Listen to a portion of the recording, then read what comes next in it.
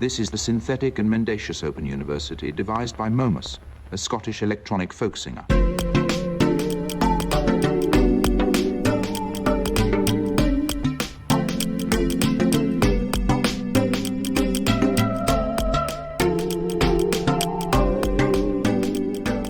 We're back. Welcome back to the Open University. Welcome back to a familiar format, which is that I show you my slides. And I do this in order not to have to talk about current affairs, not to have to talk about music, delightful though those things might be, current affairs rather less than music, but to talk about things seen in the real world, things seen on the street photography, but much more than that, I feel. So without further ado, let's look at the last month or two of photographs which I haven't shown you and will now show you. So I did about a 45-minute commentary on these pictures, just talking about where they were shot and the details, who was in them, what the weather was like, what the air quality was like that day. I got so bored that I just scrapped that and put some music instead, a kind of selection of the Open University themes from the last decade or so of this vlog. And that was amusing, but some people said they missed my commentaries, so I've put this back on. Rather than talking about the specific details of what's going on in each picture, I just wanted to talk in general about the kind of perfect days they represent in Paris. First of all, I'm showing them from my Tumblr page, and I'm showing them in juxtaposition, in pairs, because I always like the sense of a kind of magic mirror display, different environments juxtaposed, and sometimes you get a sort of word association or image association going on where the forms repeat or comment on each other across the page. My perfect day here in Paris is probably a bit like today, actually, when I went out.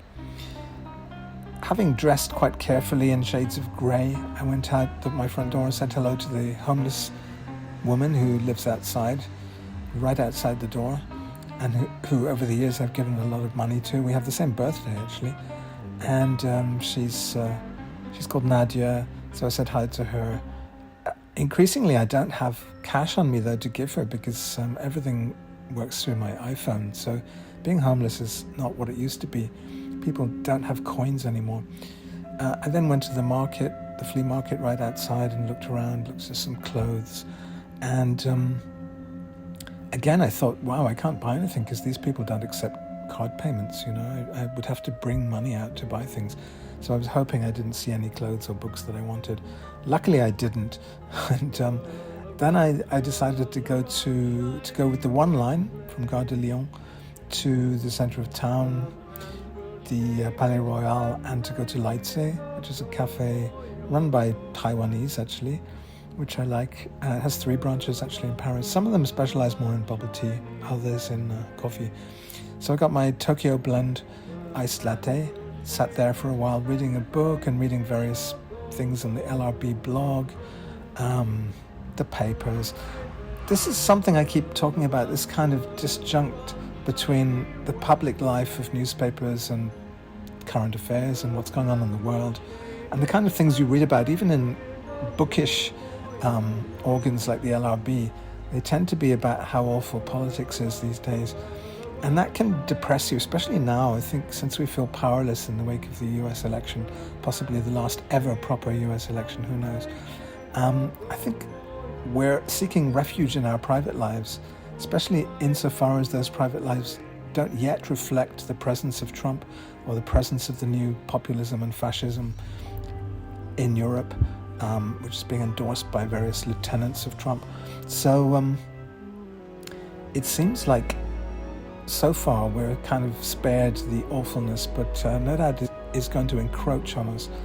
But if the sun is shining and you're walking around Paris and there's a socialist mayor, and you're in Europe and, you know, everything seems fine, you're about to go off to Asia for a holiday, it seems kind of perfect on a personal level, apart from the absence of my partner who's in Alsace at the moment, seeing her family. But I had a good coffee. I then had good experience thrifting in a shop called F Vintage on the Rue Saint-Denis. Again, didn't see anything I wanted to buy particularly, but a good day always involves ice cold coffee, thrifting for second-hand clothes, probably a visit to a kind of Asian or multi-ethnic area, And this is a theme which keeps cropping up, really, the Asian presence in Paris, which is kind of sprinkled all through the city. It's in the north and western part of Le Marais, particularly in Belleville, in the 13th arrondissement, around Choisy. And I really appreciate it. And it's of course got its own Parisian flavour because it's mixed in with the medieval streets of Le Marais or whatever. I had lunch, had some nem with pork and a kind of very tasty sesame dumpling thing on my own, reading the LRB again, reading about the awfulness, the ambient awfulness, trading observations about the difference between drama and theatre with a Cambridge academic friend on Facebook. And then I went into a church. The church, it's called Saint-Nicolas, near Arts et Métiers Metro. Really big church, actually. I really enjoyed the plastic chairs in the church, but also I liked the kind of the quietness of the church. And then I saw an art gallery, a couple of art gallery shows. I was kicked out of a David Bowie exhibition, Dennis O'Regan's portraits of David Bowie, which you had to pay €10 to get into, so I was thrown out. I didn't feel like paying €10 to see pictures I could just see on the internet. But I saw a couple of art shows, really, of kind of children's, Peter Rabbitish kind of illustrations with conceptual collage-y kind of stuff on the walls. Passed through the Place des Vosges Park. The sun was shining by now. Also, I very much appreciate how people relate to me, strangers relate to me, because I'm quite divisive. The way I dress is quite deliberately provocative. I dress in a very elegant way, according to my lights anyway, what's elegant. So today was all in shades of grey with sort of jodhpurs and a rather tight-fitting woman's jacket, grey again, and then sort of pearly, satiny kind of greys in two shirts which were layered one on top of the other. And it produced some reactions. Some people kind of stand there drunkenly on the pavement with a beer and sort of mock you, but in a slightly dazed way. That was one reaction. Somebody in the Sentier district, which is a garments and accessories district, with a very interesting character. I've always liked Sentier.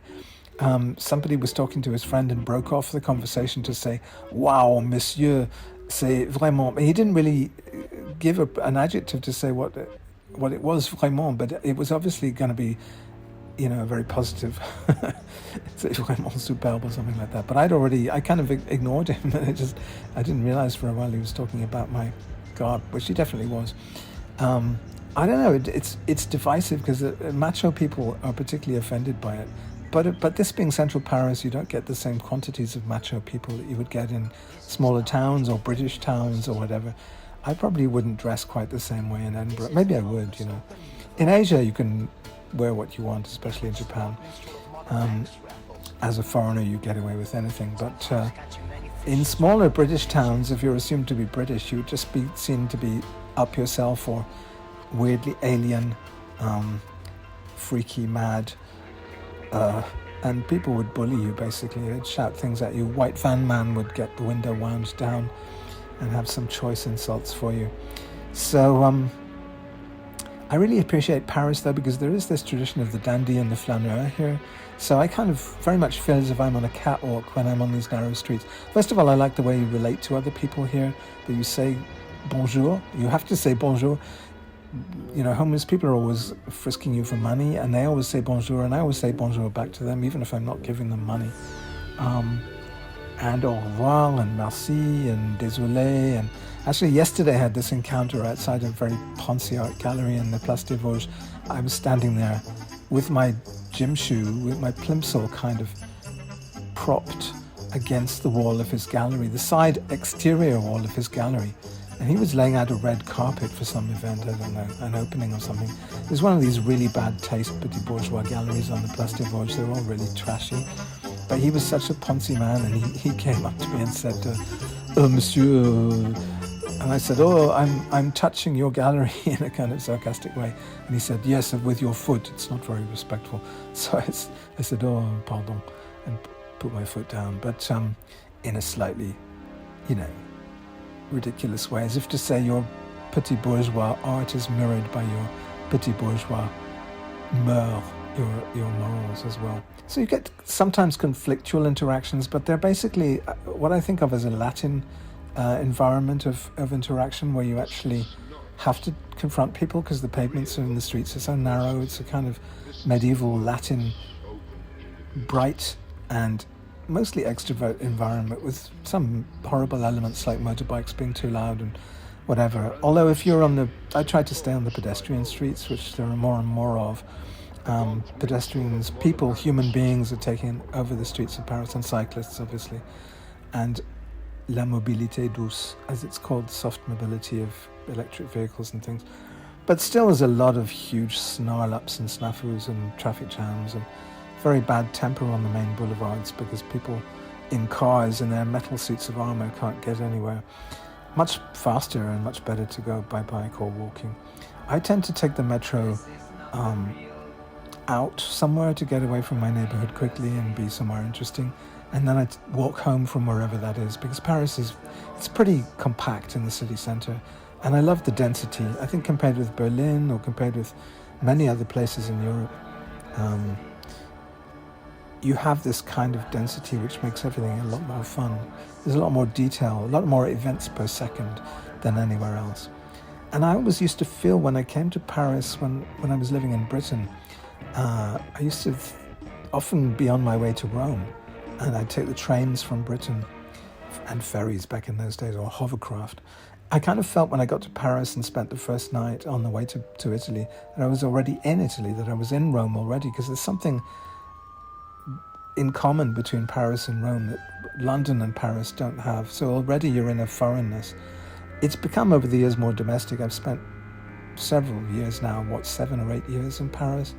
I think London's still the place I've spent the most years in, 13 years, but Paris about 8, Osaka about 8, Tokyo 1, New York 1 or 2. It's added up, and I do feel very at home in Paris, and I appreciate very much the cultural life, the world city quality it has. It can pose as an Asian city, it can pose as an African city, depending which areas you go to. It can even pose as a British city if you go to the right western suburbs, which I never go to. I kind of think of that Lewis Carrick's quote in his very first film, Boy Meets Girl, about how he gets Denis Lavant, the actor who we keep seeing actually outside our house, to say, I was born in Paris and I'll never leave Paris. There's nothing outside Paris I need.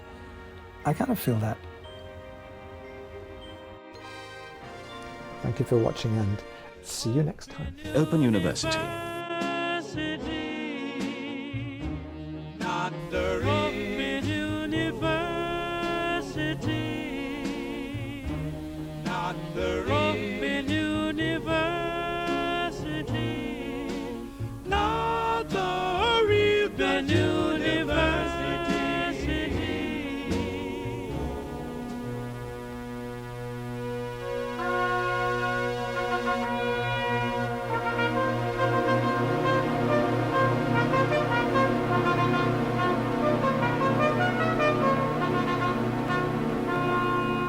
A choice of viewing. Here on 2 we test an old grey whistle.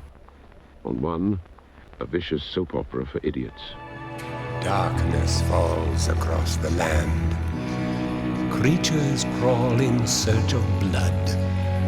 The demons squeal in sheer delight. The midnight hour is close at hand.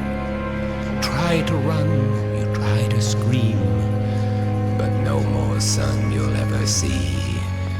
For evil reaches from the crypt to crush you in its icy grip. The foulest stench is in the air, and grisly ghouls from every tomb are closing in to seal your doom. And though you fight to stay alive, your body starts to shiver, for no mere mortal can resist the evil of The Open University.